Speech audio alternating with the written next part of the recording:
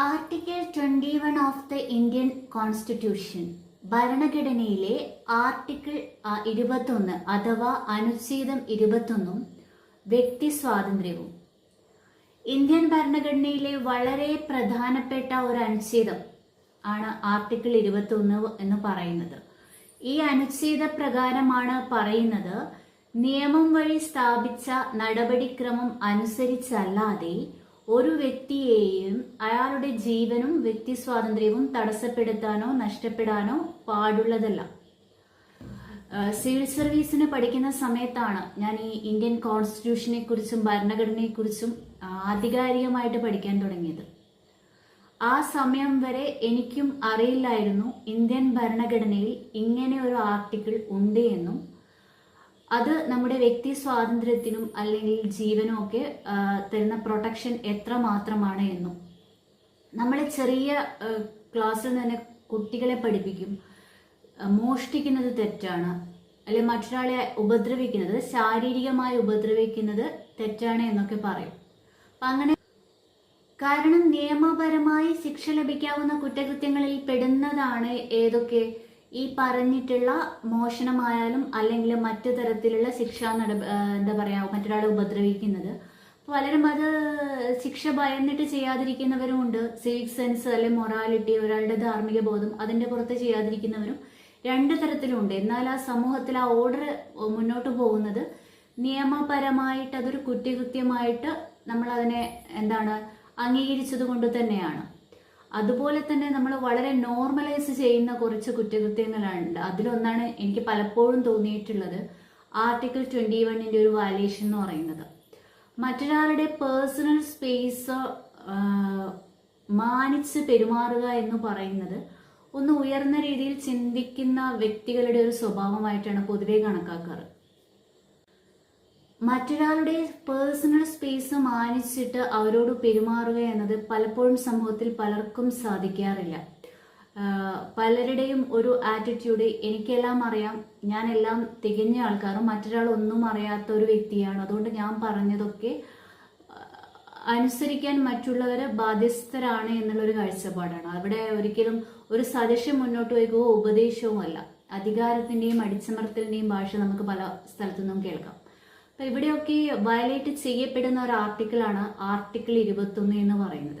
അപ്പൊ അനുച്ഛേദം 21 പ്രകാരം ഓരോരുത്തർക്കും അവരവരുടെ ഇഷ്ടത്തിന് സ്വതന്ത്രരായ, അതായത് 18 വയസ്സ് പൂർത്തിയായ ഓരോ മേജർ സിറ്റിസണും അവരവരുടെ ഇഷ്ടത്തിനനുസരിച്ചുള്ള ജീവിതം തിരഞ്ഞെടുക്കാനും ഇഷ്ടപ്പെട്ട തൊഴിൽ ചെയ്യാനും ഇഷ്ടപ്പെട്ട വസ്ത്രം ധരിക്കാനും ഇഷ്ടപ്പെടാത്ത വസ്ത്രം ധരിക്കാതിരിക്കാനും ഇഷ്ടമുള്ള ഭക്ഷണം കഴിക്കാനും ഇഷ്ടമില്ലാത്ത ഭക്ഷണം കഴിക്കാതിരിക്കാനും ഇഷ്ടമുള്ള വ്യക്തിയെ വിവാഹം ചെയ്യാനും ഇഷ്ടമില്ലെങ്കിൽ വിവാഹം ചെയ്യാതിരിക്കാനും ഒക്കെയുള്ള അവകാശം ഇന്ത്യൻ ഭരണഘടന നൽകുന്നുണ്ട്.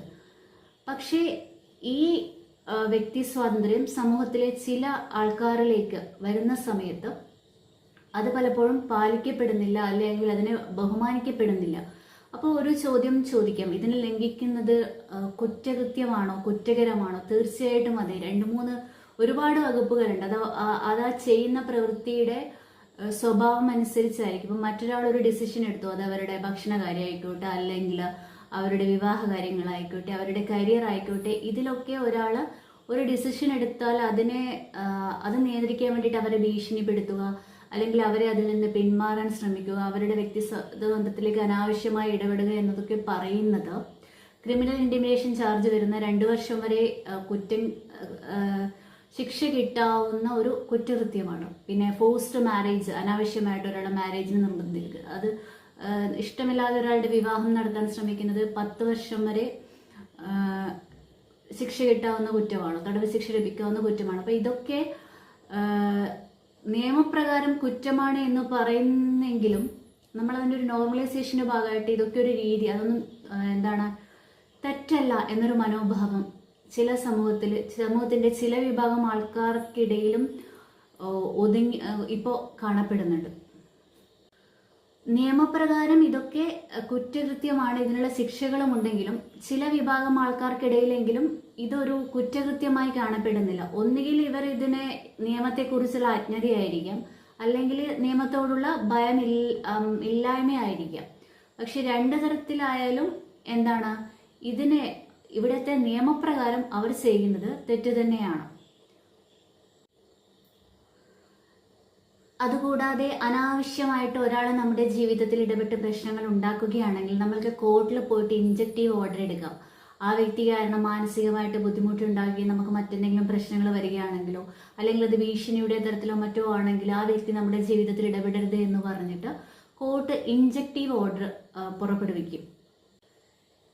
വ്യക്തി സ്വാതന്ത്ര്യം എന്ന് പറയുന്നത് എപ്പോഴും കുടുംബത്തിനും സമൂഹത്തിനും രാജ്യത്തിനും നല്ലത് ചെയ്യുവാൻ, നമ്മുടെ വ്യക്തിത്വം ഒരു മനുഷ്യൻ ഒരു സാമൂഹിക ജീവിയാണ്. ആ സമൂഹത്തിൻ്റെ കൂടെ ഉള്ള നന്മയ്ക്ക് വേണ്ടി ഉപയോഗിക്കപ്പെടുന്ന വിധത്തിൽ വ്യക്തി സ്വാതന്ത്ര്യം ഉപയോഗിക്കപ്പെടണമെന്ന് ചിന്തിക്കുന്ന വ്യക്തി തന്നെയാണ് ഞാൻ.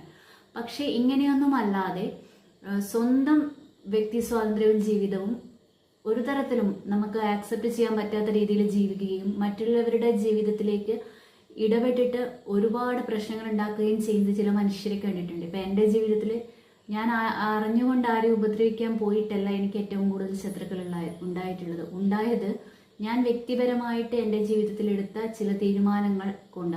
അതൊരു തരത്തിലും അവരെ ബാധിക്കുന്നില്ല. ഞാൻ അവരുടെ അടുത്ത് ഒരു സഹായത്തിനും പോകുന്നില്ല.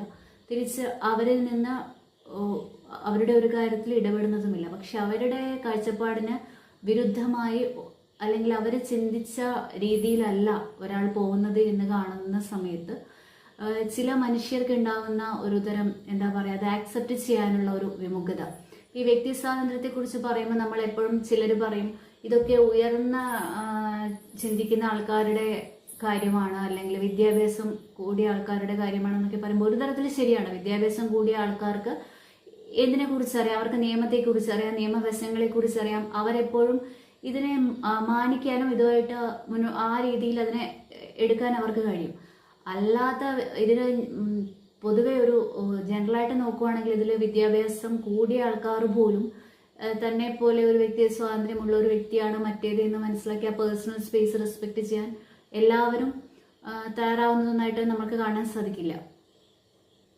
അതൊരു നല്ല പേഴ്സണൽ ക്വാളിറ്റിയുടെ ഭാഗം മാത്രമാണ്. മറ്റൊരാളും നമ്മളെപ്പോലെ ഒരു വ്യക്തിയാണെന്ന് മനസ്സിലാക്കുക, ആ വ്യക്തിത്വത്തിന് ബഹുമാനം നൽകുക. അല്ലാതെ ഞാനെല്ലാം തിരിഞ്ഞതും മറ്റുള്ളവർക്കൊന്നും അറിയില്ല എന്ന് തോന്നുന്നതിന് സൈക്യാട്രിയിലും സൈക്കോളജിയിലൊക്കെ narcissist personality disorder, borderline personality disorder അല്ലെങ്കിൽ നാരോ മൈൻഡഡ് ആയ ആൾക്കാർ, അവർക്കാണ് ഞങ്ങളെല്ലാം തികഞ്ഞതും മറ്റുള്ളവരൊന്നും അറിയാത്തവർ, അതുകൊണ്ട് ഞങ്ങൾ പറഞ്ഞതുപോലെ എല്ലാവരും ജീവിക്കണം എന്ന് പറയുന്നത് ഒരു ഇടുങ്ങിയ ചിന്താഗതിയാണ്. അപ്പോൾ ഈ രാജ്യത്തെ നിയമപരമായിട്ടത് തെറ്റാണെന്ന് പറയുമ്പോൾ അതിനെ പോലും അംഗീകരിക്കാനുള്ള മനസ്സ് ഇല്ലാതെ ഇരിക്കുക. അപ്പോൾ എപ്പോഴും മറ്റൊരു വ്യക്തിയെ അവരായി അംഗീകരിച്ചുകൊണ്ട് അവരുടെ കാഴ്ചപ്പാടുകൾ ചിലപ്പോൾ നമ്മളിൽ നിന്ന് വ്യത്യസ്തമായിരിക്കാം. അവർക്ക് മറ്റുള്ള ചിന്തകളായിരിക്കില്ല, മറ്റേതെങ്കിലും ലക്ഷ്യത്തിൽ വേണ്ടിയിട്ടായിരിക്കും അവർ ജീവിക്കുന്നത്. സമൂഹത്തിലുള്ള 1000 പേരിൽ നിന്ന് വ്യത്യസ്തരായ ഒരാളാണ് അവരെങ്കിലും അവർക്ക് അങ്ങനെ ജീവിക്കാൻ ഈ രാജ്യത്ത് അവകാശമുണ്ട്. നമുക്കത് ഇഷ്ടപ്പെടുന്നില്ലെങ്കിൽ എന്ത് ചെയ്യാം, നമുക്ക് അവരിൽ നിന്ന് മാറിയിട്ട് അല്ല അവരിൽ നിന്ന് അകന്ന് നിൽക്കാം. അല്ലാതെ ഭീഷണിപ്പെടുത്തുകയോ അവരുടെ ലൈഫിലൊക്കെ ഇന്റർഫിയർ ചെയ്യുകയോ ഒക്കെ ചെയ്യുന്നത് ഇന്ത്യ മഹാരാജ്യത്ത് അതൊരു കുറ്റകൃത്യമായിട്ട് തന്നെയാണ് കണക്കാക്കുന്നത്. അപ്പോൾ ഞാൻ റീസെൻ്റ്ലി ഇങ്ങനെയുള്ളൊരു ഡിബേറ്റിൽ എപ്പോഴും കേൾക്കുന്നുണ്ട്, ഇപ്പോൾ കുറച്ചു കാലമായിട്ട് വന്നിട്ടുള്ള ഈ പുരോഗമനം കാരണമൊക്കെ എന്തൊക്കെയോ പ്രശ്നങ്ങളുണ്ട്. ഇതിപ്പോൾ കുറച്ചു കാലമായിട്ട് വന്നിട്ടുള്ള കാര്യമല്ല. 1950 ജനുവരി 26 ഇന്ത്യ റിപ്പബ്ലിക്കായ അന്ന് തൊട്ടിട്ട് ഇക്വാലിറ്റിയും ഈ റൈറ്റ് ടു പേഴ്സണൽ ലിബർട്ടിയും ആർട്ടിക്കിൾ 21 ഒക്കെ ഇവിടെയുണ്ട്. പക്ഷെ അതിനു വേണ്ടിയിട്ട് വാദിക്കാനും ആ അവകാശങ്ങൾ ചോദിച്ചു വാങ്ങാനുള്ള ഒരു എന്താ പറയുക പ്രവണത കുറച്ചു കാലമായിട്ട് ഉണ്ടായിരുന്നുള്ളൂ. നമ്മുടെ അന്നത്തെ ഭരണഘടനാ ശില്പികൾ പല രാജ്യങ്ങളിലെ ഭരണഘടനകളും മനസ്സിലാക്കിയിട്ട് അവർ തന്നെയാണ് ഇതൊരു ഫണ്ടമെന്റൽ റൈറ്റ് ആണ്, അതാണത് ഇമ്പോർട്ടൻ്റ് ആയിട്ടെന്ന് വെച്ചാൽ ഇത് വയലേറ്റ് ചെയ്ത ആർട്ടിക്കിൾ 226 പ്രകാരം നേരെ ഹൈക്കോർട്ടിലേക്കും 32 പ്രകാരം നമുക്ക് നേരിട്ടിട്ട് സുപ്രീം കോടതിയിലേക്കും പോകാൻ വകുപ്പുള്ള ഒരു ഫണ്ടമെന്റൽ റൈറ്റ് ആണ് ഇത്. ഞാൻ എപ്പോഴും ചിന്തിക്കാറുള്ള ഒരു കാര്യം, നമ്മുടെ ചെറുപ്പത്തിലെ കുട്ടികളെ ഭരണഘടന പഠിപ്പിക്കണം. ഭരണഘടനാ മൂല്യങ്ങളും സിറ്റിസൺസിന്റെ കടമകളും എന്തൊക്കെയാണ്, അല്ലെങ്കിൽ ഒരു നല്ല വ്യക്തിത്വ വികാസത്തിന് വേണ്ടി പാലിക്കേണ്ട ഡിസിപ്ലിൻ ആയിട്ടുള്ള രീതികൾ എന്തൊക്കെയാണ് എന്ന് പഠിച്ചു വളരുന്ന കുട്ടികളിൽ സിവിക് സെൻസും ഉണ്ടാവും, അവർ റെസ്പോൺസിബിൾ സിറ്റിസണും ആയിരിക്കും, കുറച്ചുകൂടി മെച്യൂർഡ് ആയിരിക്കും. ഇങ്ങനെ എന്താ പറയുക നാരോ മൈൻഡഡ് ആയ ചിന്തകളിൽ നിന്നും മാറിയിട്ട് കുറച്ചുകൂടി ഉയർന്ന രീതിയിലുള്ള ചിന്തകളിൽ ഒരു നല്ലൊരു സിറ്റിസണിനെ സഹായിക്കാൻ ഈ ചെറുപ്പത്തിലെ ഭരണഘടന പഠിപ്പിക്കുന്നത് കൊണ്ട് സാധിക്കും. നമ്മെ സംരക്ഷിക്കുന്ന മാതാപിതാക്കൾക്ക് അല്ലെ അധ്യാപകർക്കൊക്കെ നമ്മുടെ വ്യക്തി സ്വാതന്ത്ര്യത്തിൽ നമ്മൾ എന്തെങ്കിലും തെറ്റുകൾ കണ്ടെത്തുകയാണെങ്കിൽ നമ്മളെ തിരുത്താൻ ഉപദേശിക്കാനുള്ള എല്ലാ അധികാരങ്ങളും ഉണ്ട് എന്ന് മനസ്സിലാക്കി തന്നെയാണ് പറയുന്നത്.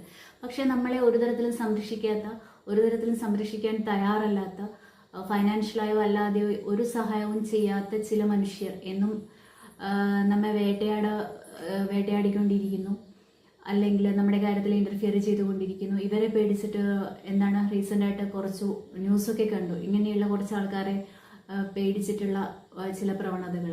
അപ്പൊ എപ്പോഴും അവർക്കെതിരെ എത്രമാത്രം ചെയ്യാൻ പറ്റും, അല്ലെങ്കിൽ ഈ രാജ്യത്തെ നിയമപ്രകാരം എത്രമാത്രം ശക്തമായിട്ട് നമുക്ക് മുന്നോട്ട് പോകാൻ പറ്റും, അതൊക്കെ ചോദ്യങ്ങളാണ്. എന്നിരുന്നാലും ഇന്ത്യൻ ഭരണഘടനയിൽ ഒരാളുടെ വ്യക്തി സ്വാതന്ത്ര്യം, കാരണം അവരുടെ ഇമോഷണൽ ഇന്റലക്ച്വൽ കാപ്പബിലിറ്റിക്ക് വളരെയേറെ ഉപയോഗിച്ച് ഒരു ഉയർന്ന ചിന്താരീതിയിലുള്ള ഫുൾ ഡെവലപ്മെന്റ് ഓഫ് പേഴ്സണാലിറ്റി ഉള്ള ഒരു വ്യക്തിയായിട്ട് മാറുന്നതിന് ഇന്ത്യൻ ഭരണഘടന ആ രീതിയിലാണ് വിഭാവനം ചെയ്തിരിക്കുന്നത്. അതിന് വളരെയേറെ പ്രാധാന്യം കൊടുക്കുന്നുണ്ട്. അപ്പൊ അതിനെ തടസ്സപ്പെടുത്തുന്ന രീതിയിൽ ആരെങ്കിലും ഇന്റർഫിയർ ചെയ്യുന്നുണ്ടെങ്കിൽ വ്യക്തി സ്വാതന്ത്ര്യത്തെ മാനിക്കാതിരിക്കുന്നത് നിയമപ്രകാരം ആ സാഹചര്യത്തിനനുസരിച്ച് 2 മുതൽ 10 വർഷം വരെയൊക്കെ തടവ് ശിക്ഷ ലഭിക്കാവുന്ന കുറ്റകൃത്യമായിട്ട് ഈ രാജ്യത്തെ നിയമം രേഖപ്പെടുത്തിയിട്ടുള്ളൊരു സംഭവം തന്നെയാണ്. പക്ഷെ നമ്മൾ ഒരിക്കലും അത് ഒരു കുറ്റകൃത്യമായിട്ടോ അല്ലെങ്കിൽ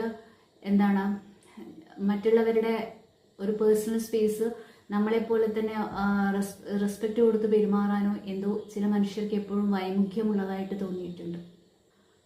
പലപ്പോഴും ജീവിതത്തിൽ പല പ്രശ്നങ്ങളും ഉണ്ടായപ്പോൾ ഈ ഭരണഘടന വായിച്ചതും ഇതും മനസ്സിലാക്കിയതുമൊക്കെ ജീവിതത്തിൽ വളരെയേറെ സഹായിച്ചിട്ടുണ്ട്. അതിൻ്റെ പേരിൽ വേണ്ട നിയമപരമായിട്ടോ അല്ലാതെയോ അതിൻ്റെ സൊല്യൂഷൻ കണ്ടെത്താൻ ശ്രമിച്ചിട്ടുമുണ്ട്.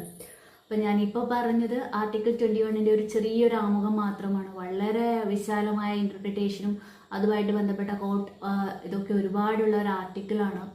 അപ്പോൾ എനിക്ക് എല്ലാവരോടും പറയാനുള്ളത്, നമ്മൾ ജീവിക്കുന്ന രാജ്യം ആണിത്. ഈ രാജ്യത്തെ ഭരണഘടനയാണ് നമുക്ക് ജീവിക്കാനുള്ള ഈ സാഹചര്യം ഉണ്ടാക്കിയിരിക്കുന്നത്. അപ്പോൾ ജീവിതത്തിൽ എപ്പോഴെങ്കിലുമൊക്കെ ഈ ഭരണഘടന ചിലപ്പോൾ നമുക്ക് പെട്ടെന്ന് വായിച്ചാൽ മനസ്സിലാവണമെന്നില്ല, പക്ഷെ അതിൻ്റെ കുറെ ലളിതമായ ഇന്റർപ്രിട്ടേഷനുള്ള കോപ്പീസൊക്കെ ഉണ്ടാവും. അപ്പോൾ അതൊക്കെ വാങ്ങി വായിക്കുക, അതിനെക്കുറിച്ച് അറിയാൻ ശ്രമിക്കുക. അപ്പം നിങ്ങളുടെ കാഴ്ചപ്പാടുകൾ മാറും. കുറച്ചുകൂടി ഈ നമ്മുടെ ഉള്ളിൽ ഒരു ബെറ്റർ വേർഷൻ പുറത്തു കൊണ്ടുവരാൻ ഇത്തരത്തിലുള്ള വായനകളും അനാലിസിസും ഒക്കെ നമ്മളെ തീർച്ചയായിട്ടും സഹായിക്കും. അപ്പോൾ ആർട്ടിക്കിൾ 21 കുറിച്ചുള്ള മറ്റ് വിശദാംശങ്ങളുമായിട്ട് മറ്റൊരു വീഡിയോയിൽ വരാം. Thank you.